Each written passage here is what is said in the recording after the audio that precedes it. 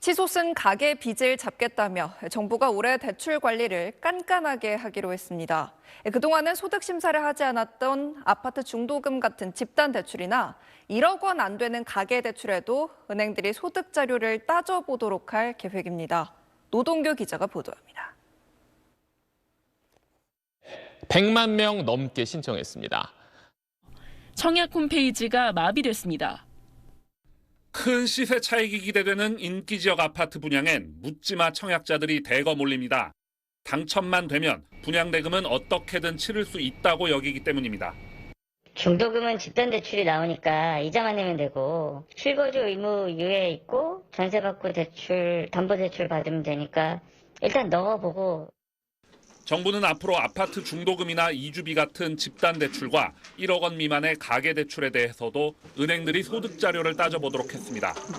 1927조 원까지 늘어난 가계부채의 올해 증가율을 경상성장률인 3.8% 이내로 관리하겠다며 내놓은 대책 가운데 하나입니다. 갚을 수 있을 만큼 빌리고 처음부터 나누어 갚는 큰 원칙에 따라 실수요자 중심으로 대출이 이루어질 수 있도록.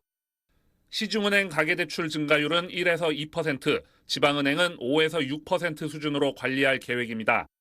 미분양이 쌓이는 지방으로 자금 공급을 유도하는 차원입니다. 지난해 10조 원이었던 서민금융 공급 규모는 올해 11조 원으로 늘어나고 보금자리론 등 정책 대출은 지난해와 비슷한 60조 원 규모로 이루어집니다. 합산소득 1억 원 부부에까지 저금리 주택자금을 빌려주는 보금자리론의 경우 다자녀 기준이 기존 3명에서 2명으로 완화됩니다.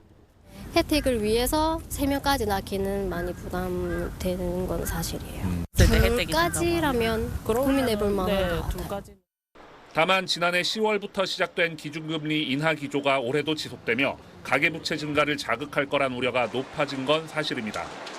부동산 가격 상승을 부채질할 수 있기 때문에 면밀한 관리가 필요해 보입니다. SBS 노동규입니다.